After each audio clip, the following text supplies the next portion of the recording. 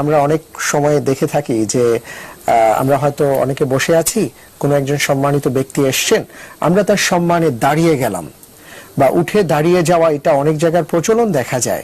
তো সুন্নাহ বা কোরআনে এই ব্যাপারে কোনো নির্দেশনা আছে কিনা, বা এই ক্ষেত্রে ইসলাম কি বলে? আমি প্রথমে আপনার কাছে আসছি। জি, রাসূল সাল্লাল্লাহু আলাইহি সাল্লাম তিনি সাহাবাদের কাছে এসেছেন এবং সাহাবারা যখন দাঁড়িয়ে আছেন তিনি নিষেধ করেছেন।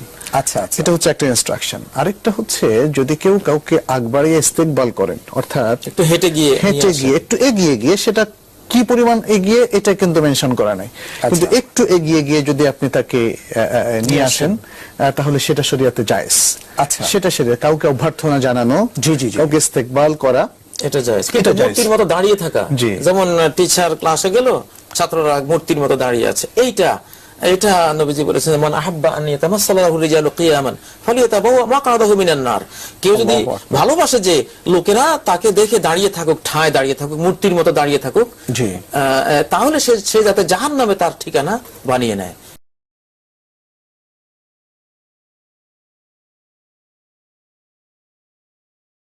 এত মারাত্মক জিনিস, এটা কেউ মন থেকে এই জাতীয় কোনো কিছু প্রাপ্তির আশা করাটা এটা উচিত নয়। এখানে হাদিসে মুহতারাম যেটা বলেছেন যে উঠে গিয়ে তাকে ইস্তেকবাল করে স্বাগত জানিয়ে নিয়ে আসা, এইটুকু ঠিক আছে। এখানে যে বিষয়টি জানতে চাচ্ছি যে হাদিসে যেটা উল্লেখ করা হয়েছে সেটা হলো, আপনার কথা থেকে আমরা যেটা জানলাম যে কেউ যেন এটা আশা না করে, কিন্তু বাকি যারা বসা থেকে দাঁড়িয়ে গেছেন তারা যদি এটা দাঁড়িয়ে যান তাহলে তাদের ক্ষেত্রে কোনো সমস্যা আছে কিনা, এ ব্যাপারে কোনো বর্ণনা আছে? তারা শুধু দাঁড়িয়ে থাকাটা মূর্তির মতো, এটা আমরা সুন্নাহর মধ্যে পাই না। এটা সুন্নাহ, বরং ইস্তেকবাল করে হেঁটে গিয়ে নিয়ে আসার যে বিষয়টা আছে সেটাই আমরা পাই। অতএব ওইভাবে দাঁড়িয়ে থাকাটা এটি তাদের জন্য উচিত না, আর যিনি আগন্তুক তার জন্য ওটা কামনা করা উচিত না। অনেক ধন্যবাদ।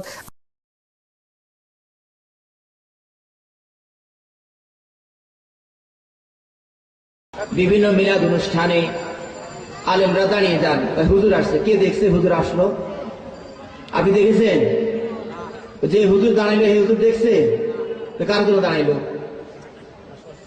আল্লাহ রসুলের জীবদ্দশায় সাহাবারা আল্লাহ রসুলের জন্য দাঁড়াতেন না। মা কানা শাখসুন আহাব্বা ইলাইহি মিন রাসূলিল্লাহি সাল্লাল্লাহু আলাইহি ওয়াসাল্লাম। সাহাবারা আল্লাহ রসুলকে বেশি ভালোবাসতেন কিনা?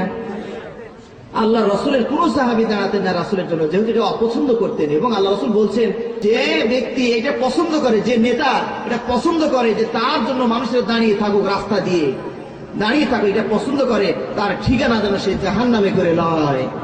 কথা তাই কিনা? আমাদের দেশের শিক্ষা ব্যবস্থাগুলো দেখুন কেমন হয়ে আছে, বিশেষ করে প্রাইমারিতে। স্যার যখন ঢুকে যায় সবাই দাঁড়িয়ে আসসালামু আলাইকুম, দাঁড়িয়ে যায় না? যায় না? আল্লাহ রসুলের জন্য দাঁড়ানোটা ঠিক নয়। আল্লাহ রসুল এটা পছন্দ করতেন না, তাই সাহাবারা দাঁড়াতেন না। আমাদের মাদ্রাসায় আমরা কিভাবে পড়াই?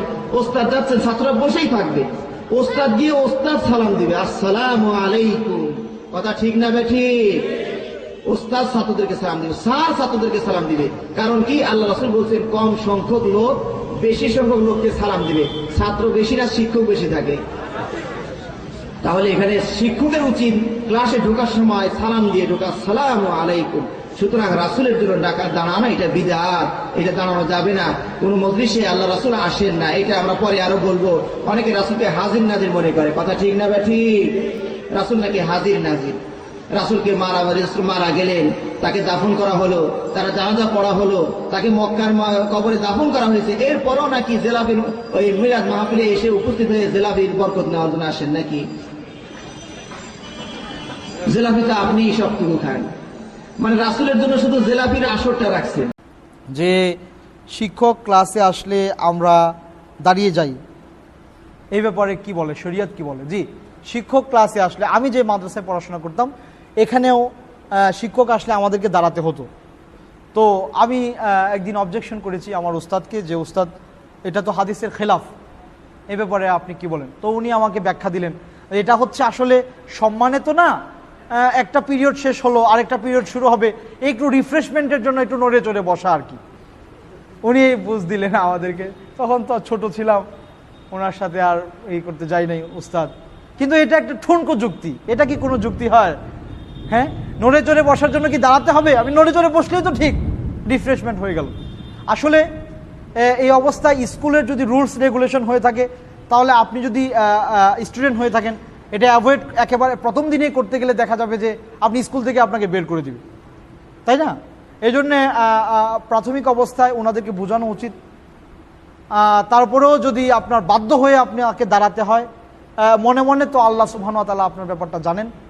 আর যিনি চাচ্ছেন, হাদিসে পানিশমেন্টের কথা কিন্তু তার, যে দাঁড়াবে তার পানিশমেন্টের কথা নাই, যার জন্য দাঁড়াবে, মানে সে যদি চায় তার জন্য লোকজন দাঁড়িয়ে থাকুক, তাহলে সে তার অবস্থা কাহিল হবে।